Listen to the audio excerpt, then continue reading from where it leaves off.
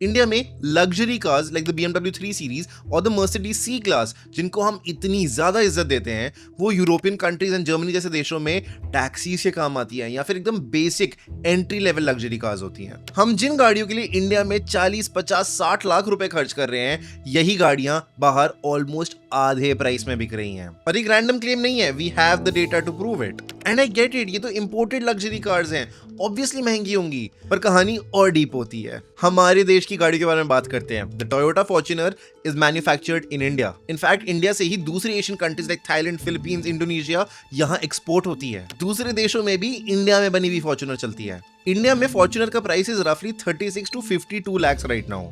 यही same Fortuner उन बाकी के देशों में 26 से 45 लाख। मतलब इंडियन फैक्ट्री में बनी हुई गाड़ी इंडियंस को ही सबसे महंगी में बेची जा रही है। और ये सिर्फ फॉर्च्यूनर के साथ नहीं हो रहा है, multiple cars, Honda city, Creta and many more के साथ हो रहा है। पर सबसे फैसिनेटिंग बात यह है, इंडिया में कार्स की सेल्स कम नहीं हो रही हैं, क्योंकि इंडियंस के लिए एक गाड़ी सिर्फ ट्रांसपोर्ट नहीं है, स्टेटस है और सोशल वैलिडेशन है। तो सवाल यह है कि आखिर इंडियंस में इतना पागलपन क्यों है इन महंगी गाड़ियों के लिए। आइए जानते हैं इस वीडियो में, जो हम बना पा रहे हैं thanks to the 01 media network. अगर आपको ऐसी ही और सोचने पर मजबूर करने वाली वीडियोस चाहिए तो सब्सक्राइब करना मत भूलना। मैं हूं अंगद कहाई सिंह और आप देख रहे हो वायर।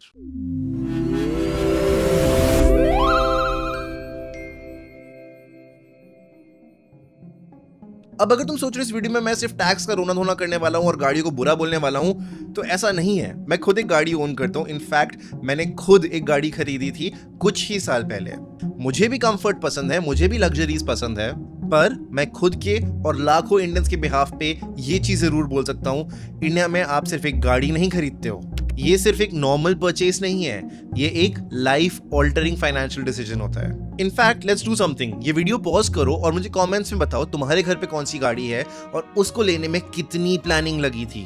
नहीं, सच में वीडियो पॉज करो और अभी लिख के आओ। गाड़ी नहीं भी है तो भी कमेंट करो कि क्यों नहीं ली, फाइनेंशियल रीजंस थे या कोई और सोच। शायद इसी टाइम में समझ आ जाए कि इंडिया में गाड़ियों का क्रेज इतना क्यों है।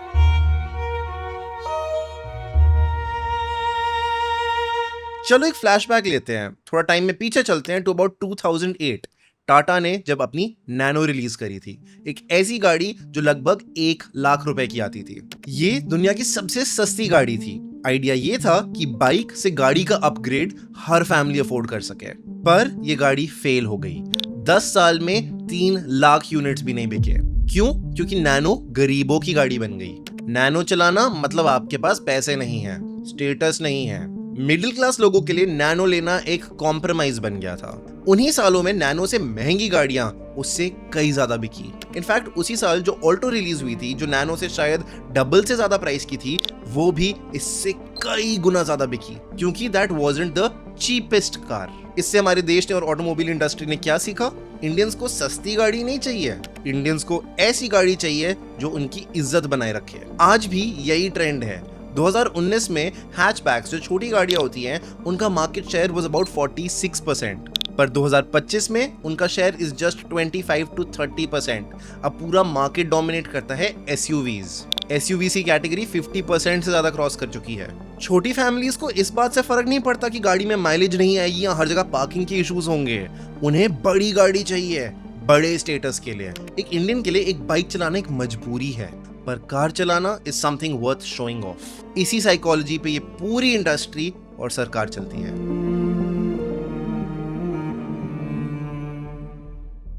चलो एक एग्जांपल लेते हैं गाड़ी का। Hyundai Creta 2025 बेस मॉडल ई वेरिएंट। इस गाड़ी को मैन्युफैक्चर करने का cost is about 7 to 8 lakhs। इस सब के ऊपर अगर हम एक डीलर का मार्जिन लगा ले तो दैट्स रफली 20 to 30,000। और अब शुरू होता है टैक्सेस का सर्कस। इस गाड़ी पे अब लगेगा 28% का जीएसटी, दैट्स 2.3 lakhs। इस कैटेगरी की गाड़ी पे अब लगेगा कॉम्पनसेशन सेस 17 से 22% का, that's another 1.8 lakhs।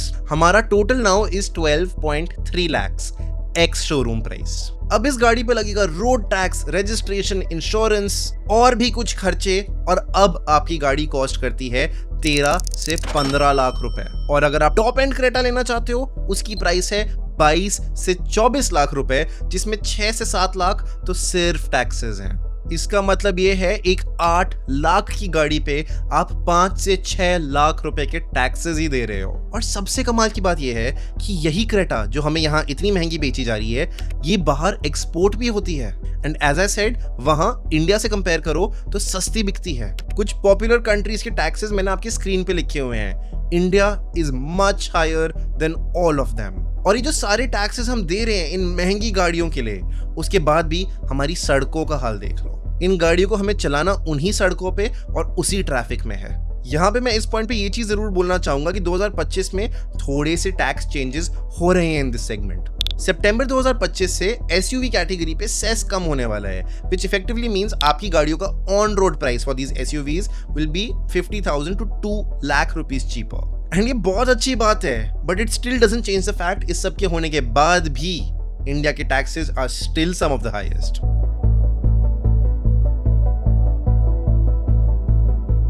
क्या सारे इंडियंस गाड़ियां सिर्फ दिखावे के लिए लेते हैं? I don't think so. I honestly feel for a lot of people it's a necessity. Public transport available तो है, पर हाल देखो। मुंबई की लोकल्स देखो कितनी भरी हुई हैं। It's honestly a risk. Delhi metro के भी रूट्स अभी लिमिटेड ही हैं, और बाकी शहरों में भी देखो तो जरूरी नहीं कि ट्रांसपोर्ट रिलायबल हो। इस सब के बाद safety is a huge thing, specially for women. Late night travels हो, बच्चों को स्कूल से पिकअप या ड्रॉप करना हो, या फिर इवन फॉर द एल्डरली अगर ट्रांसपोर्टेशन चाहिए, उस टाइम पे having your own car is the best thing you can do. इसके बाद बात आती है कि आपकी टाइम की क्या वैल्यू है। For a lot of people travelling in your own vehicle is faster and more comfortable than travelling in public transport, and just sometimes even cheaper. तो हाँ, एक कार एक लग्जरी भी है, पर एक यूटिलिटी भी। इसी स्टेटस और नेसेसिटी के गेम में लोग अपने बजट स्ट्रेच करे जा रहे हैं।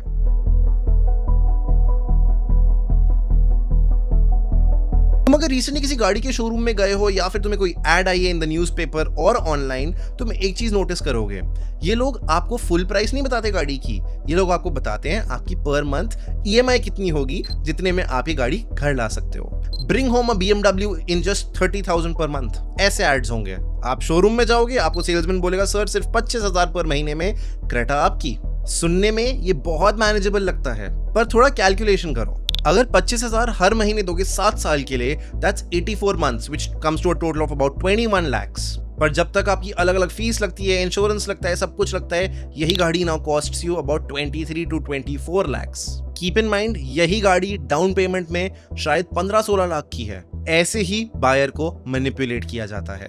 This is the business. Data के हिसाब से 75 to 80% कार्स जो बिकती हैं अभी are sold on loans. In fact एक बहुत बड़ा नंबर ऑफ सेकेंड हैंड गाड़ियां भी EMI पे ली जाती हैं।